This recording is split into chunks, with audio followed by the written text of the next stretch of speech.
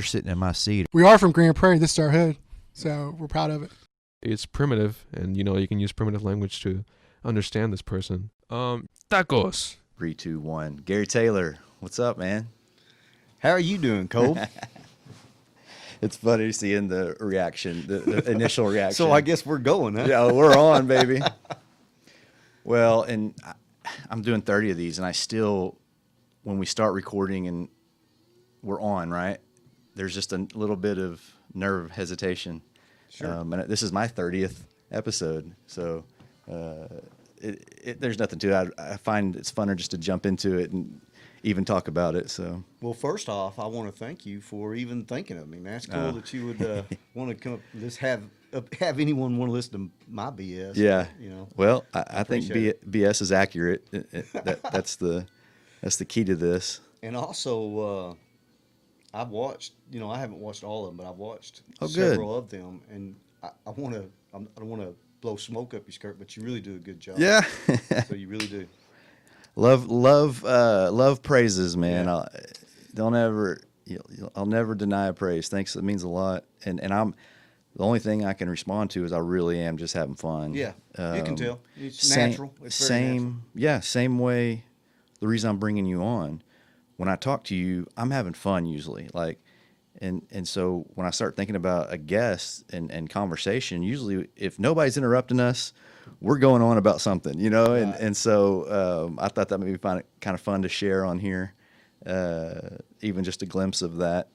And you're an interesting dude. That's the cool part of it. Well, We don't even talk about it much, but you're military. Did you serve in the military? I did. I Yeah. served in the United States Army from 88 to 91, so just a short, Sure. 3 or 4 month career. I mean, to me, once you go to basic training, that's learning a discipline that no one else learns. So right off the start, you're someone who can start something and accomplish something. You know what I mean? Right. And I think that's the initial, then once you've served, there's different levels and then Well, I was actual. too scared to run. Yeah, right. So Good. I Good wasn't call. smart enough to just go and leave. Yeah. So I stayed and suffered. I didn't mention it to Di, but we may still try to do it. And I want to keep the relationships separate. But I kind of wanted to hear a little bit more about rodeo, and that's what kind of started this. And the reason I mentioned Di is I'd like to have you both here to kind of call out each other. It's just an interesting. You're a city employee, but we're friends at church. Right. And so I don't have a problem, and you have no obligation to come on the show. Steve Dye would have almost an obligation to come on to my show, and so Right. it's just natural just to leave that ethics-wise. So why rodeo? Do you know how many bulls you've ridden? No, but I know it's a lot. I've had this conversation with other friends, other bull riding friends before. I remember one time a good friend of mine, Lee McDermott, he's a Grand Prairie guy. Oh, good. And we went to Grand Prairie High together and rodeoed during high school and a little afterwards. But I remember saying one time, that I was just guessing. I said, I bet you I rode probably about 1,000 bulls. He's like, are you kidding me, Gary? Yeah. You probably rode 2,000-3,000, and Really? and I was like, well, I don't think so. I don't think. In other words, I have no Well, idea. 1,000 is a lot. So let's just roll with 1,000. I think some guy could. Well, first off, I shouldn't say I rode 1,000 bulls. I Yeah, should say right. I got on. You got on top of. Well, that's a good. Help me understand that. In a year's time, how many? I mean. Yeah, so I rode. So that even may be an exaggeration. Although he said, "Oh man, it's got to be more than that." Yeah. But I rode for 12 years. Okay. From the time I was 14 years old to the time I was 26 years old. Okay. Wow. And I want to say really only about 4 years of that did I really ride a lot. Right. Yeah. You know It what was. I'm It was saying? all the time, and that was Yeah. nothing And else in the then- way. And even then, I was hurt Yeah. a lot of that time, so I didn't ride all the time. And I'd run out of money. I mean, a lot of things happened to keep me from going down the road. In that if you're doing 1,000, that's around 100 a year. I'd say that's probably not a. Let's say you have an event on Saturday. How many bulls are you riding in one event? on a week? Generally speaking, most rodeos you only ride one bull. You know, It's just during the one rodeo. bull and you get They- scored. Right, and they have now. They I guess it had so- they had two go rodeos, but that was real rare. I mean, that's a different. So that's the thing. way I'm overthinking the scoring. You know, it's 30 seconds just to score, and then based on that. It's 8 seconds. All right, sorry, I Yeah, said 30. Yeah, I, said, I knew you knew. I ruined that. 8 seconds is my favorite movie. I mean, I know that. So 8 seconds, and once you get the 8 seconds, then you get a judge. Is that the way that works?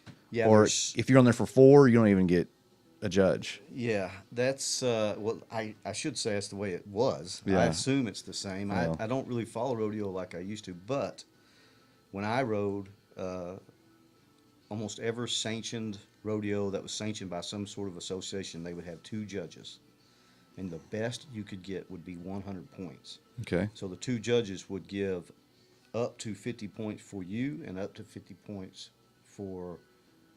Oh, I'm saying that wrong. Up to 25 points for you and up to 25 points for the stock, you know, the The animal. bull, yeah. So combined, that would be, 100. Yeah. So, and back in my day, if you watch rodeo now, number one, the bull riders are awesome. And But so do you have to go 8 seconds to even to get a score? yes. Yeah. Yeah. So you have to ride 8 seconds to get a score. If you don't ride 8 seconds, or once again, I'm talking about back in my day, Yeah, oh, back yeah. in the old, back when they had chuck wagons out I was there about to say feeding- chuck wagons. So you had to ride for 8 seconds, and there were some disqualifiers Yeah. that could, even if you rode for 8 seconds, you could get disqualified. For instance, you could slap the bull with your free hand. You have one hand on the bull, Yeah. holding the bull rope, and the other hand up in the air, and if you reach down and slap the bull on the head or the horn, or that hand touches Yeah. anything, including the gate or the fence, It's got to be freehand. you could your free hand, and that could disqualify you. Yeah. I'm sure there was other things Sure, too, sure. but I can't even remember now. But But I wanted to make sure the significance of 8 seconds, and if you can't make 8 seconds, you don't even get judged. yeah, That's the way I live my life, man. yeah. There was a really good bull rider by the name of Richard McCallum. He's not a Grand Prairie guy, but Oh, he, he was just such a great bull rider and just a really great guy. Really nice guy.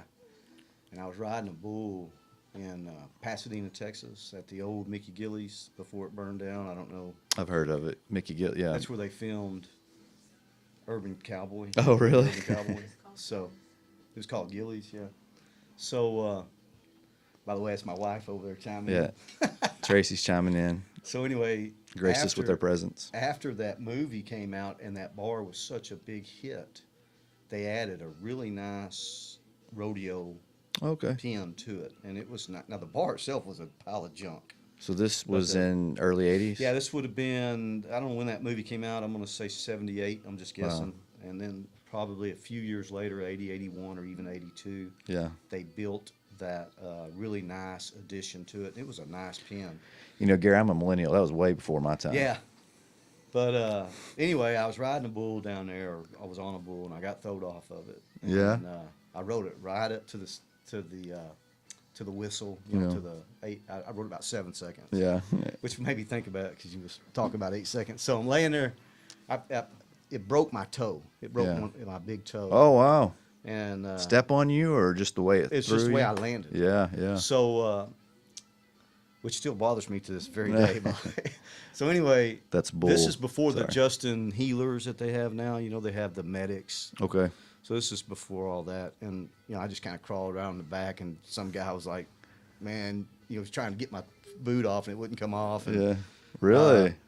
I mean, it just hurt, So the guy's like, "I'm gonna have to just cut your boot off," and Yeah. they did. And Richard McCallum, this really great bull rider for his day. I mean, this Yeah. guy was really something else. Well, he is known, apparently. He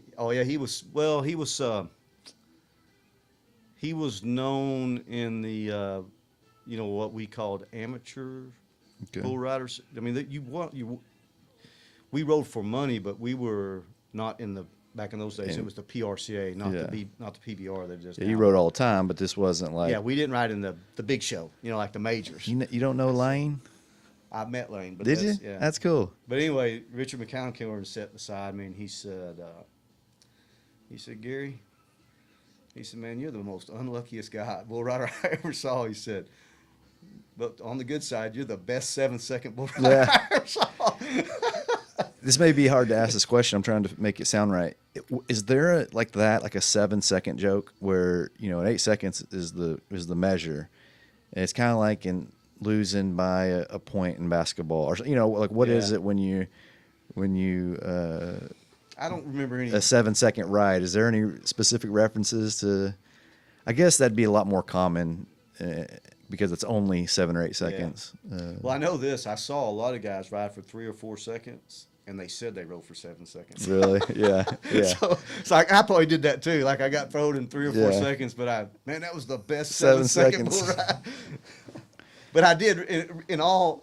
I mean, I really did have a lot of close bull rides. You know, right up to the whistle. Yeah.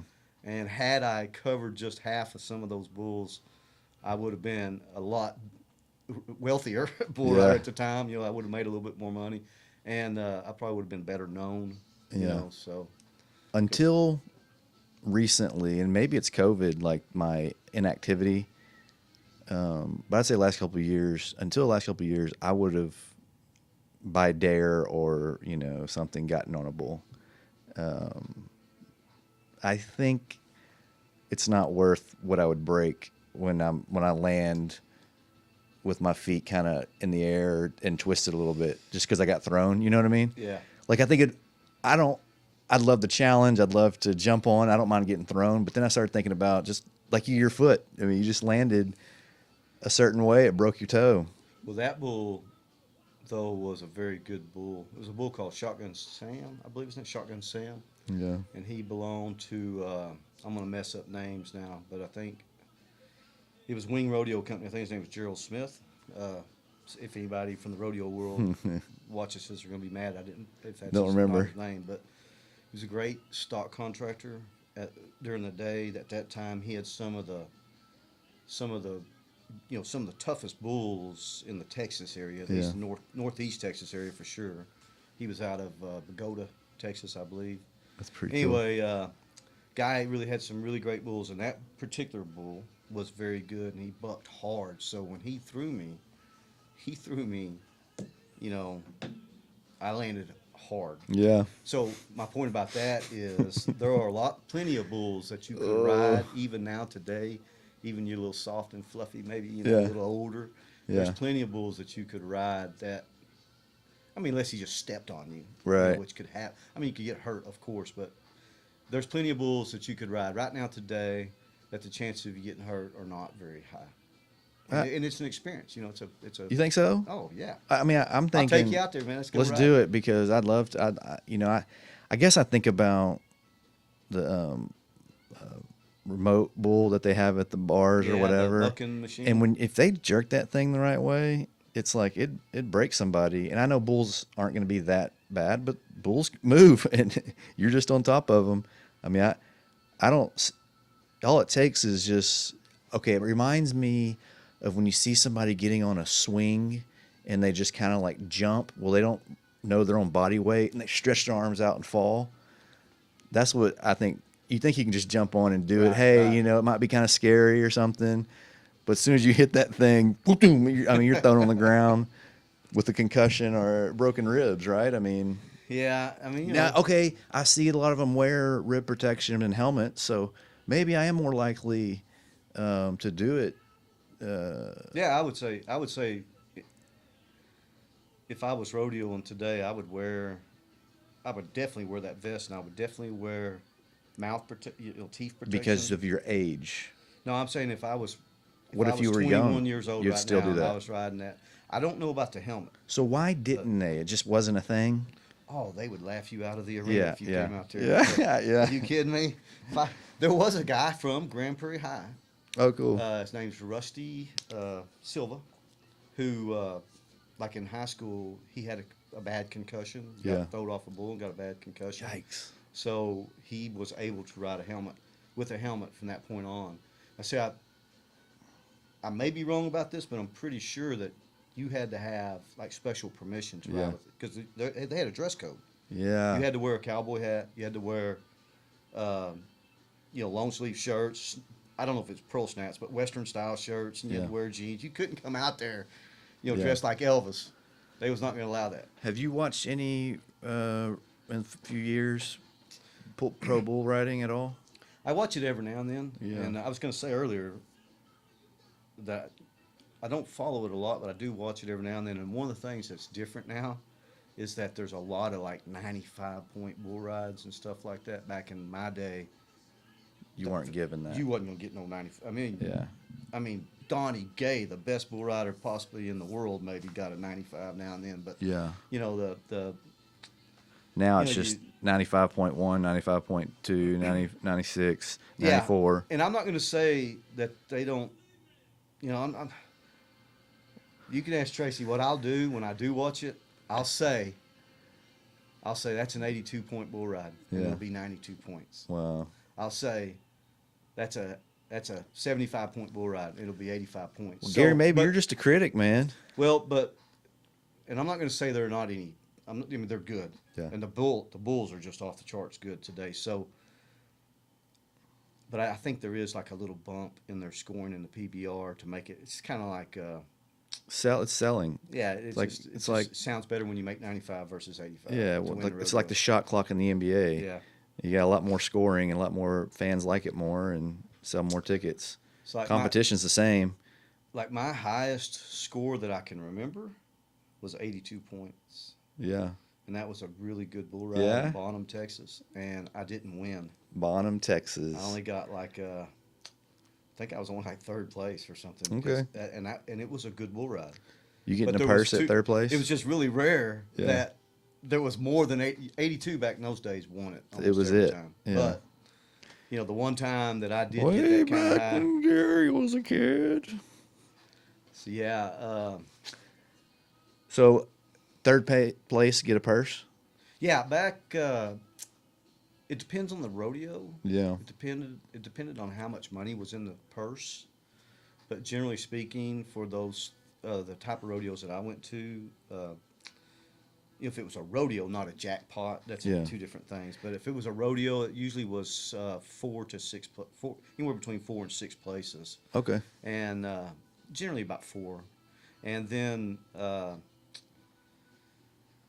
Cash? Jackpot, like a cash jackpot, would usually just be one, just the winner take all, or Yeah. 2 places maybe. And is this a circuit? Are you on a specific circuit, or is it just some towns having a rodeo? Well, it was what I did was both. Yeah. I rode most of my rodeos that I went to, like sanctioned rodeos, was I don't even know if they're still around, but Central Rodeo Association (CRA) Yeah. was one that I went to. IRA, International Rodeo Association, or PIRA, some Professional International Rodeo Association. TRA, Texas Rodeo Association. CSRA, Central States Rodeo Association. Those were, like, I went to some of all those different associations. Like, you would pay a dues to, or a membership fee Yeah. to be in those associations Yep. and be allowed to go to those rodeos. And then you would have, back in those days, you had to actually call in. Yeah. You had to call in, like the books would open at 9 o'clock on Monday. Yeah. So you would have to call in, and they had one phone, one Really? lady answering the phone. And just the first 40 bull riders, or whatever the number was, would get in. And they would cap it too? Yeah. Oh, yeah. You could, because they would only have, I'm going to say, depending on the stock contractor, but 12 to 15 bull riders in a performance. Yeah. And so they would have usually 3 nights, Friday, Saturday, I Sunday, get or it, yeah. Thursday, Friday, Saturday, whatever it was. Would they So that ever was let only anybody 40 sign up twice? Oh, Sign no. up all night? No. That's No, cool. now you could sign up for someone. Yeah. Well, and once again, that depended on the rodeo, the association rules, the Yeah. stock contractor, because they also had things called open rodeos back in my day. Back in my And- day. Yeah. I'm going to I don't even count. know- I don't even when I know- listen to this later, I'm going to count how many times he said back in my I don't day. even know if they still have open rodeos, because I don't keep up with it. But they used to have open rodeos, like Gerald Smith, that guy said. Well, I'm sure they do. I mean, my sister lives in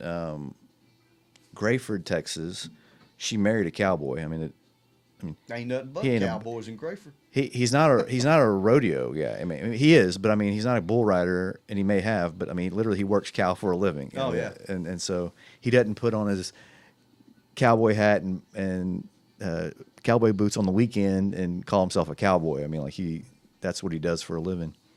And they go to rodeos all the time,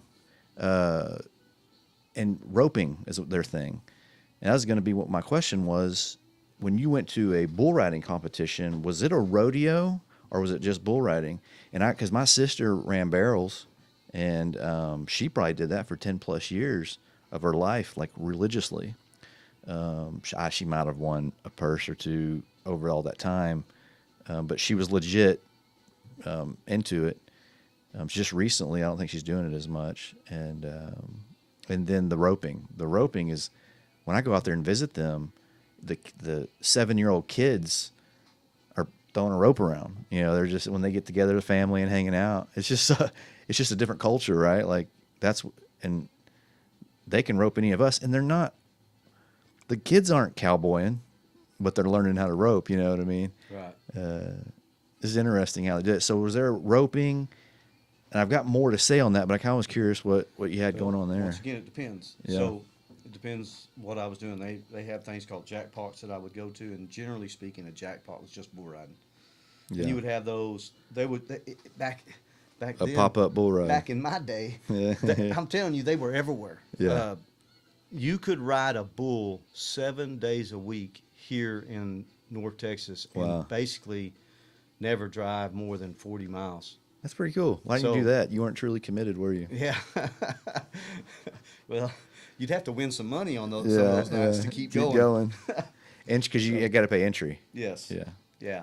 So once again, it depended. If I was riding in a jackpot on a Monday night in Cedar Hill, Yeah. then it would just be, some guys riding bulls, and that would be it.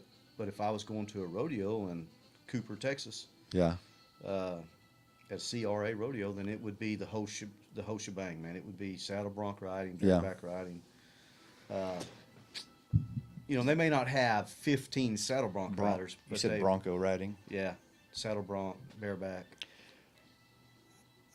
The sound hasn't changed, but I just feel weird maybe I think it's fine actually, Do but I I need do to get closer to it or something? I think so, and you could move it closer. But anyway, I hate for it to be bad sound, and that's the one thing we're doing. So it's okay Yeah. to interrupt and change that. Again, I don't think I sound anything different. I just saw Mike here and face here.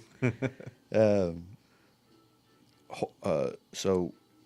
the reason I asked that question, one, out of curiosity, and it's a big part of the whole scene. It'd be fun to be a part of that. So I've always been into Spanish. I've been learning Spanish. I've traveled to different countries. Mexico only when we were in high school party in Cancun. I mean, not the actual culture. But through that process, I met a good friend of mine, lived in Grand Prairie. He was a contractor, a white boy, married a Hispanic girl. Him and his, when he graduated college, he moved to Querétaro in Mexico. It's it's northwest of Mexico City in the mountains. Mm-hmm. And met his wife there, and they got married, and they moved back up here, had kids, and he's a contractor. Her entire family was in the rodeo business. Her brother was responsible for setting up the rodeo. So they would travel to an area, set up the pins and everything, and have a rodeo, pack up, go to another town, have another rodeo. So as I talked to him about this, he's telling me to look up all these Mexican. Sometimes that word seems like strange to say. Yeah. A Mexican rodeo. That's silly. Yeah, I know. But that's fine. There's connotations that come with words these days. It's a sad state of affairs, but Yeah. move on. But it's a Mexican rodeo, and like he was talking about it, and I'm not believing it. So we go to YouTube, pull up on YouTube, and we find these pictures of these Mexican rodeos. There's this one where they release a cow, and the cow's running. So that's part of it. I don't know how you make a cow run, but when the cow's released, it runs. It's not a calf, and it's not the the mid range. It's like a Steer. full. It's not a steer. That's not important. They got to run up behind them before 50 feet. They grab the tail and flip it. And when it flips and hits, that's their mark. And the closer back you have it, you're the best guy. And I mean, they would just, and then it's like reach down and grab the tail. And when you pull up on a cow, I guess it jumps, you know what I Yeah. mean? It's not playing around. And they just, boom. Yeah, and get up and run. I've seen videos of that, but I've never, And I I was was- never at a rodeo where they did that. I honestly have a goal now I want to go to Querétaro and spend some time. And he said I can spend time with their family and watch one of those rodeos. And Well, go do it. And maybe I mean, actually do it. Don't Yeah. go watch. Go do it. And then the other thing was, I translated it because I'm learning Spanish, but Salto de la Muerte. It's the leap of death. They have like in an arena, horses running in a circle, and you have to get up off your saddle and jump on another horse. Oh, and really? they judge you doing that. Yeah. Well, I assume they've been doing that for years, and that's part of their culture and history. Whereas, do they rope and do the other? Why don't we do those things? Why did they flip cows by their tail and Yeah, I don't do know. jumps of death, and we do roping and calf tying? And you can justify it both ways, but so cool, man. I'd love that's a honest goal of mine is to travel down there and watch all their rodeos.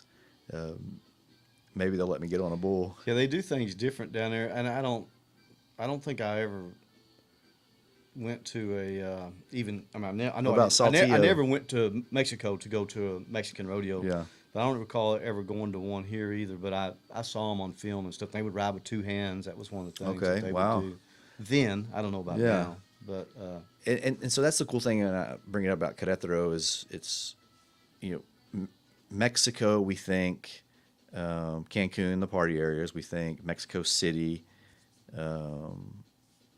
but then you have this nice, just north of Mexico City, is the mountains and these beautiful Right. lands, and there's like universities and airports, and they're all. I mean, and then they also have that cowboy culture.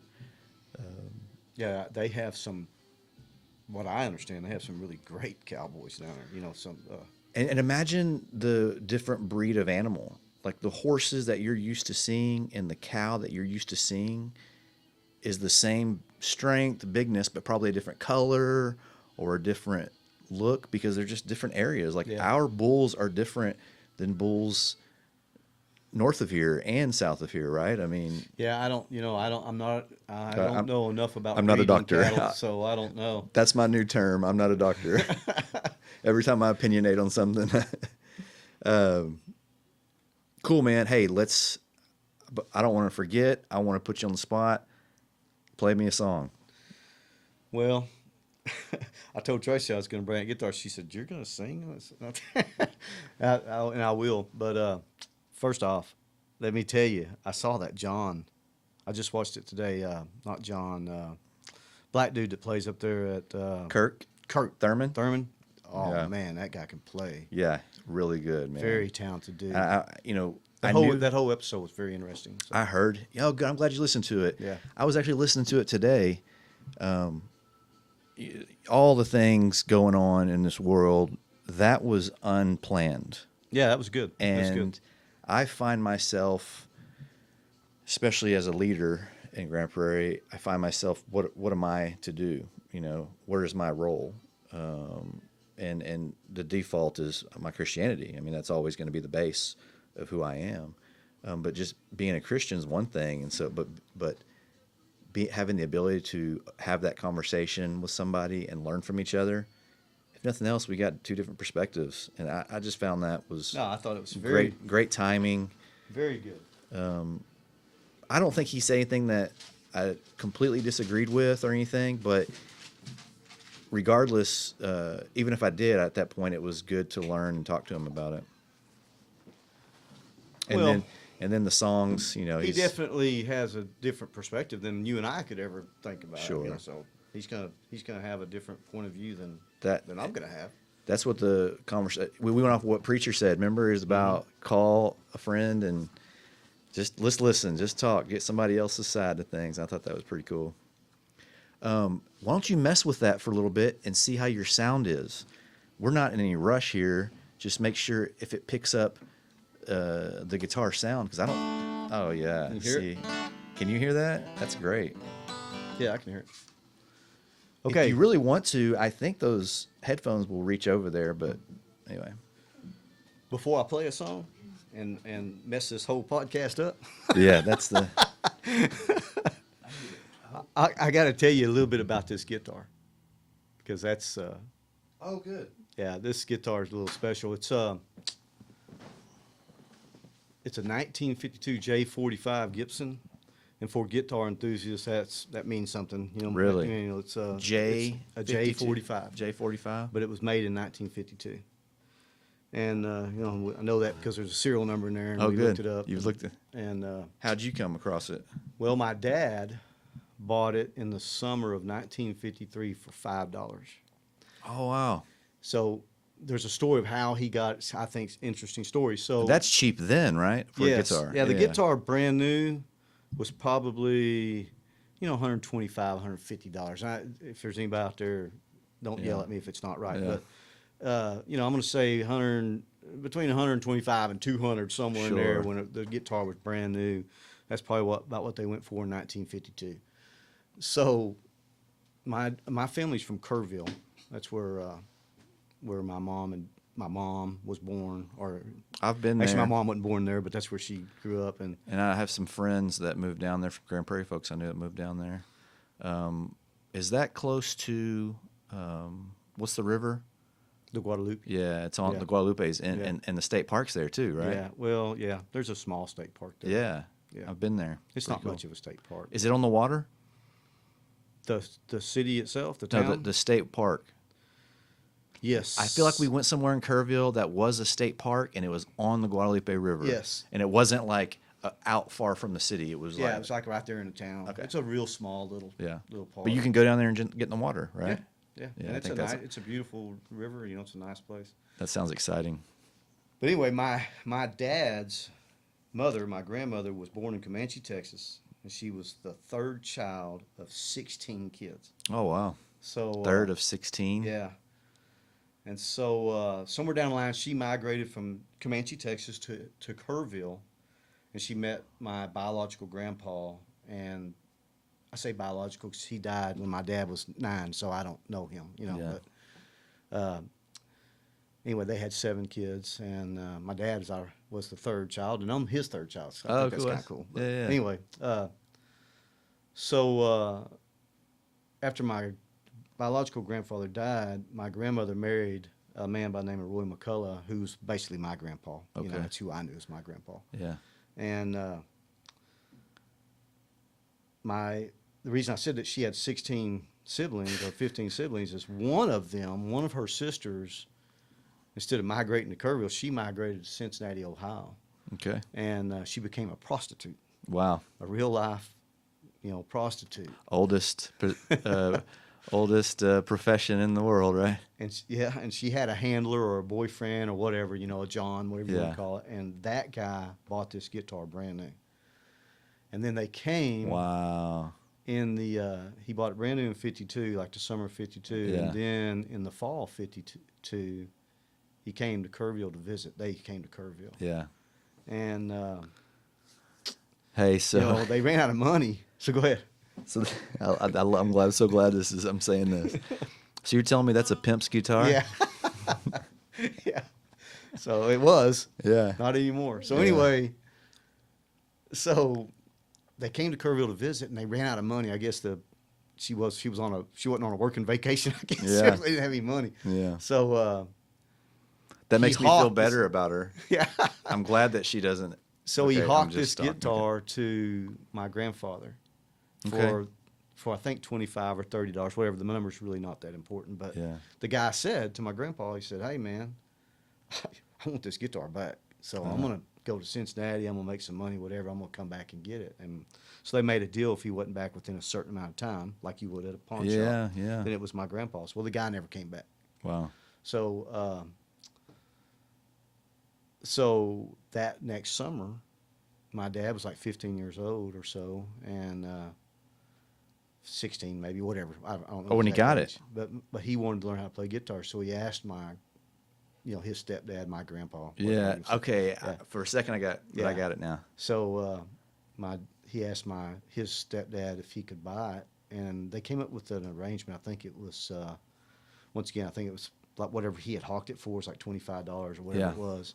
But at the time, he was just a kid in 1953. He didn't have no money, Yeah. so he had like $5. Really? And he gave him $5, and that's all he ever took. He said, "You can have it." Yeah. So my dad paid $5 for it. That's so cool. Now you fast forward to 1977. I was 16 years old. Yeah. I was sitting out back or out front on the back of my mom's car playing this guitar. I was going to go to a pasture to go ride. I had a horse at a pasture. Me and a buddy of mine named Johnny Langston was going to spend the night out there. So Johnny's dad was coming to pick us up. And actually, I might have been 15 when this happened. But anyway, I was sitting there. I was waiting for Langston to get there, and they ain't showed up yet. So I put the guitar in the case, and I set the case on the back of the car. And I went in the house to call, because now you remember this is 75, 76 or whatever. We didn't have cell phones. So I just called. I called his house, and no one answered. Back in my day, sorry. Yeah, back in the day. So I called, and they didn't answer because they were on their way. So I went over and I got a glass of water, and I drank that glass of water, and I put it down. So I had been in the house for like 2 minutes. Yeah. I went outside, and his guitar was gone. So I thought, man, I looked at, I was like, oh, where's that guitar at? And I walked around the car real quick, Yeah. and it wasn't there. And I said, man, did I leave it in the house? Did I take it in the house? I'm pretty sure I left it out here. I mean, my mind was just racing, So I went in the house, and it wasn't in there. And so, I said, man, I got to go tell Dad. Yeah. And by the way, I didn't tell you this part. He loved this guitar. Yeah. This was like his baby, Yeah. And he was a great musician, unlike me. Okay. He was So really he- a great guitar player. So, he really had a talent. Yeah. And man, he loved this guitar. And I had to walk down. They had already gone to bed. It was like 9 o'clock. They had already gone to bed. So I had to knock on their door, and he answered the door. And I said, he said, come in. I said, man, I think someone stole your guitar. So he hopped up, and we jumped in the truck, and we drove around, looked for it, and it was just gone. Yeah. So we, of course, he haunted the pawn shops and the music shops, and looked in the want ads and stuff like that to see if somebody was selling it or it. something, and it was just gone. It was just, the thing was gone. And it broke my dad's heart, and it broke my heart, but I broke his heart, because I love my dad, man. I just love my dad. So, like 7 months later or 8 months later, my little sister was at a friend's house, and her friend said, hey, my dad's he went and bought me a guitar. I'm gonna learn how to play the guitar. Do you want to see the guitar? And my little sister was like, yeah, whatever. She didn't care, I'm sure. But her friend went and got this guitar and showed it to her. Said, yeah, we bought this guitar today. And my little sister, her name's Sherry, she knew the second she saw it that it Wow. was Dad's guitar, but she didn't want to say nothing. She's a 15-year-old kid. You don't want to say, hey, that's my dad's guitar, and cause problems. So she didn't say nothing. So we went outside. When my mom got there to pick her up, she said, Mom, I think they got Dad's guitar. Man, my mom, man, she went right up there and knocked on the door and said, hey, I heard y'all bought a guitar, and we had one stolen. It has all these distinguishing marks on it. So I can describe it to a T. If it's our guitar, we just want, my husband loves that guitar. We're looking for it. And if it's our guitar, we want it back. And the lady's like, hey man, if it's yours, it's yours. She went and got it, and it was his guitar. They had paid $20 for it. Wow. At a, Where at? I think from one of their tenants. So like the lady even said to my mom, said, well, I can, tell you where we got it from and all that stuff. My mom's like, you know what? I don't care nothing about that. I just, we just want the guitar back. And so, to kind of cap that story off, I was working for my dad at the time. He was self-employed. And after I got out of school, I had driven to his shop, and he had said to me, hey, Gary, I need you to stay late tonight. I got this stuff I need you to do, and I need you to stay as long as it takes, if you're here till 9 or 10 o'clock, whatever, I need you here. I was like, okay. So I was over there working, and phone rang. And normally I wouldn't even answer the phone because it's after hours, but I'm lazy, so Yeah. anything not to work. Yeah. So I went over, Well done. went over my and went over and answered the phone. It was my mom, and she said, "Hey, need you to come home." I was like, "Man, I can't." Dad said, "I need to stay here," and I had to get so much done before I left. And she said, "No, he wants you to come home too. Come on home." I was like, "Man, what did I do wrong?" I figured I was in trouble for something, so I Yeah. got my truck and I drove home, and got out of the truck and walked up on our porch. We had the old style porch, and I Yeah. walked up there, and we had a front door that had the big glass pane, Oh, good. Those are cool. windows in it, the old style front door. And I kind of peeked in there, and my dad was sitting on the couch playing this guitar, man. And I'm telling you, to this day, it's like the most. I mean, I've had many wonderful times in my life. Yeah. Getting married, having children. I mean, all this great stuff. Yeah. But this is right up there with that. When I saw that guitar, I was like, man, that was very special to me that he got that guitar back. Yeah, just seeing that image in Yeah. your head, I bet Yeah. you still have it, right? Yeah, Like seeing that, I still seeing get that goosebumps happening. every time Yeah. I think about it. So That's quite amazing. I made notes. I want to ask you a couple questions, unless that was a lead in. no, good. I think you said this guy's name before. I wanted to reference Johnny Langston. Mm-hmm. Did he have brothers or a sister? Johnny's a single, Langston, Okay. but he comes from a very big family. Johnny's dad Yeah. was the 21st of 21 kids. Okay. So that's a very big family. We may have touched on that. Yeah. There's a Fred Langston. I don't know one of the Langstons. There's several Langstons in Grand And it would have Prairie. been Ann Langston, what I think was the lady. She lives here in Grand Prairie that I talk to still. Well, I wouldn't So, I would not. yeah. I'm almost positive that they're probably kin. Because he's Well, and she's older. She's in her 70s, so that might have been like a nephew or yeah. something. It would have probably been maybe like his cousin. Because you got to remember, if his dad was the 21st child. Oh gosh. So he had Yeah. his oldest brother was like old enough to be his grandpa. Yeah. So like Johnny didn't even know any of his. I mean, he knew some of them, but he didn't know all his aunts and uncles. A lot of them had died before he was, born. So. Yeah. But they all had, a lot of them had children, and so he knows. It's a very big family. They're an old family from McKinney, Texas, farming family. And somewhere down the line, a lot of them moved down here to Grand Prairie, and Yeah. It might be Ann. I wouldn't be surprised at all if they're not content. I mean, how many Langstons can there be? Yeah, you're right, and maybe. So the other two things are the same and just worth mentioning.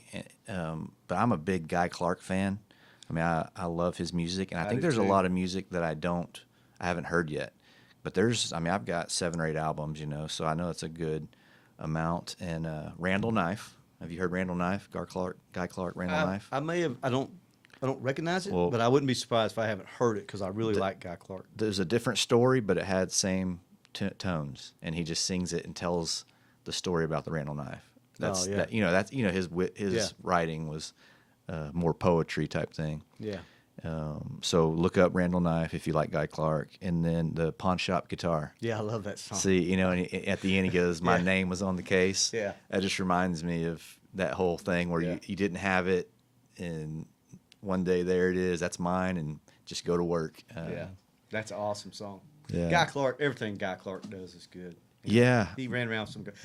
In your discussion with Kirk Thurman, Yeah. I heard you say that you were always fascinated with songwriters. No doubt And about it. I am too. Yeah. I really, man, I just, it's one thing to write a song, but to write a song that just the vast majority of people like. that's something. It's like go watch a movie with the most recent famous actor shooting a gun, or listen to Guy Clark tell a story that when he sings it, you literally see it Yeah. and are there.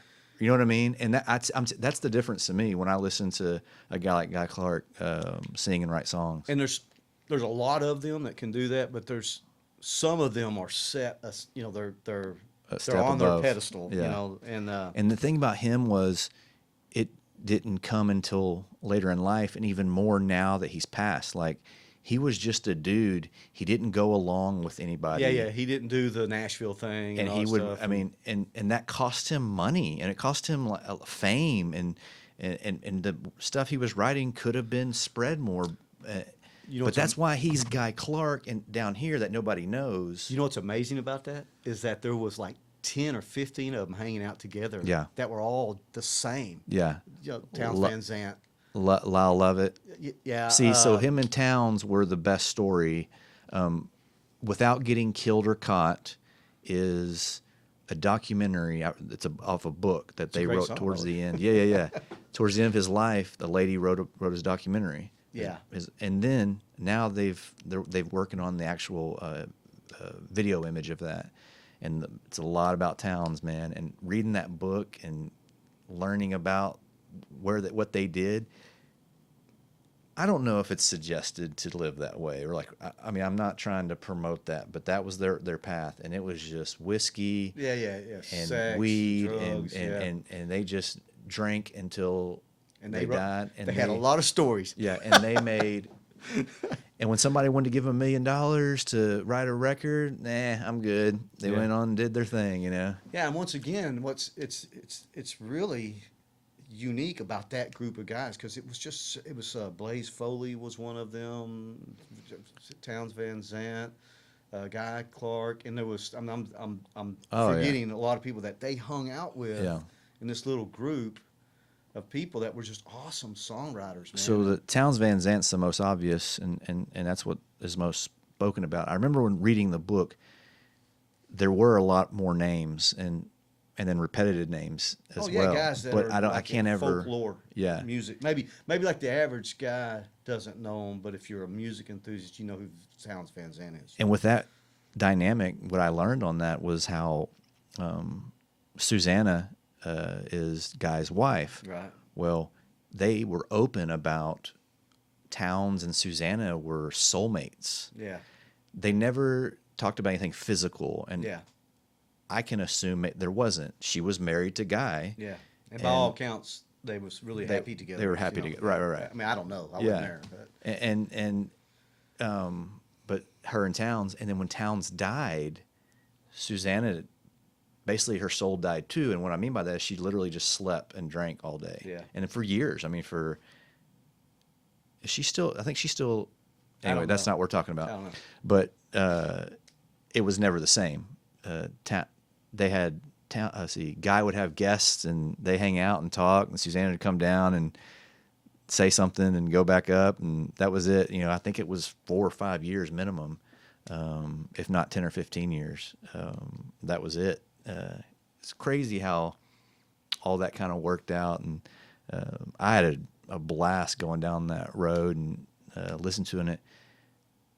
Me and my friends, starting with Pat Green in the late 90s, were just like concert and Texas country guys. And as soon as Pat Green got too big, we kind of found our next guy, Hayes Carl, a guy named and then he's gotten kind of big and his music's changed. He's in love, and all his songs are about stuff when they're going down that road of booze and loneliness. That's when they make the best songs. They make the best songs. When they get happy and life is good, it's just like, okay, everybody can make a love song. We're listening anyway. And so Guy Clark, I never got into. It was never a thing. And he was always around those circuits and would play at the places we would go. And there was a specific night we saw Hayes for like the 70th time. I mean, I don't know. It was just late. It was probably about 2015, 2014. And Guy was playing that night. And we even looked at maybe possibly going, but we were more safe with our Hayes choice, you know? Yeah. And I regret we could have gone and seen Guy that night because I think he died like a year later. And I'm talking a lot to That's just fine. explain That's how fine. much fun I had watching Guy Clark. And still now, I mean, he's a regular rotation of my music. And each song is a story. Every time I'm having a conversation with somebody, I can think, oh, there's a Guy Clark song about that. You know, he's written about everything and every emotion. It's so cool. And one of the greatest songs, I mean, there's so many that I would say that's one of the greatest songs, but one of the greatest songs is L.A. Freeway, man. Yeah, and That's so many just- people covered it, Oh, and it yeah. became, and that's him, man, from from. That's another thing. That is the true test Yeah, as to whether you're writing a good song is how many people cover it. cover it. You know, Jerry Jeff Walker did the best, I think. Besides when you hear Guy Clark sing it in his own element, like I think nothing really beats that. But Jerry Jeff Walker definitely had. So I got to tell you, when I was I was probably a senior in high school. I went to Six Flags. They had the pavilion out there where they Yeah. had people that Yeah. you could go. So there's this little girl that I thought was cute, and Yeah. I got a date with her. Yeah, And it was like a triple date. It was me and this guy named Mike Driscoll, and this guy named Mike Green, and the three girls. And so the guy singing was Jerry Jeff Walker. oh cool. And this is not a knock on that girl because I really liked her. She was a Yeah. nice little girl and everything, you know. But we went there, and like 3 songs in or 2 songs in, she was like, "I'm ready to go ride. Yeah. I'm ready to go do some ride. Let's go Like, I'm ride." watching Jerry Jeff I said, Walker. "Man, are you kidding?" Yeah. She said, "Yeah, I want to just go for a ride." That's the last time I took that girl Yeah. on a date. You can't sit through some Jerry Jeff Walker. I got no use for you. Well done, man. Well done. He played here at a Main Street Fest. Yeah. Probably about 5 or 6 years ago, I think. Yeah, I saw him in a little dive in South Texas years and years and years ago, Yeah. and it was. I like it the was a whole very interesting, the fun night. Lukenbach and the Gary. What's the piano player? Gary P. Nunn. Gary P. Nunn. Yeah. Yeah, he's awesome too. Ask me what I like about Texas. Hey, man, you're putting it off. Let's roll. All right, well, talking about. Let's just do it this way. Talking about great songwriters, like one of the greatest songwriters of all time is Chris Christopherson, right? Oh yeah, got to see him, man. And a second time, it wasn't as good, but I got to see him years ago at Bass Hall, man. Well, he's not, in my most humbled opinion, he's not the greatest singer of all No. time, that's for sure. No. But Not at all. I like to listen to him sing, by the way, just because, I mean, He's just a smart dude. yeah, well, he tells the story. He tells the story better than the beautiful voiced guys, you know. Yeah. It's like this song, I just kind of wrote this out just a few days ago. I've been trying to learn it. Oh, cool. So this is Original. No, not me. Okay. It's a Chris Christopherson song Oh, good, that I wrote out and just because I just was trying to learn it. So I'm I gonna have to already read. know what it is. I'm gonna have to read it. But this is one of those songs where this guy wrote this song that'll tug at your. I mean, man, it can. Everyone just about that's ever had a relationship gone bad. And Wow. everyone's that way, Sure, right? sure. So everyone almost can relate with this song, and it's been sang by, a half dozen of the biggest names in Okay. show business. Like Ray Price is the one that did it. I didn't know Or that. He was the one that had the biggest hit probably with it. But you should go listen to Chris Christopherson sing it Okay. because it's not as pretty as Ray Price, man, but he tells the story a lot better. So, because I can't sing like Ray Price, that's why I told that part of that story. What's it? What is it? It's For the Good Times. Yep. Hey, by the way, let me tell you this before I sing this song. When I was learning how to play the guitar, my dad was my teacher, was Yeah. teaching me how to play, and I pretty much sucked from the beginning, and I still do, but I enjoy it, and that's what it's all about. But Yep. I was singing or trying to sing a Merle Haggard song, and it didn't sound nothing like Merle Haggard. I was trying my best to make it sound like Merle Haggard.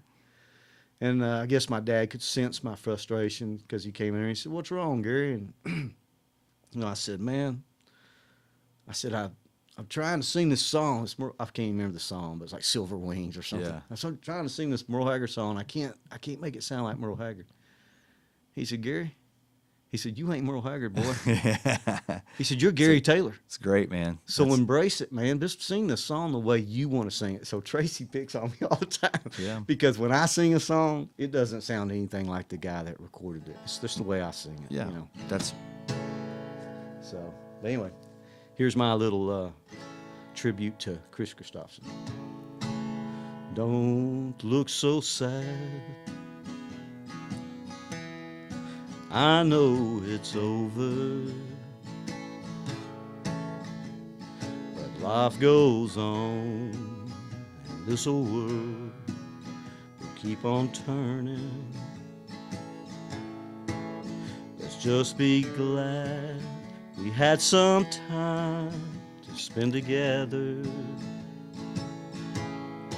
There's no need to watch the bridges that you're burning. Lay your head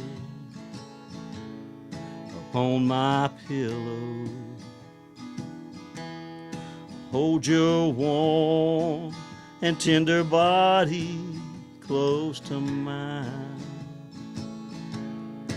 Hear the whisper of the raindrops blowing soft against the window, and make believe you love me one more time for the good time.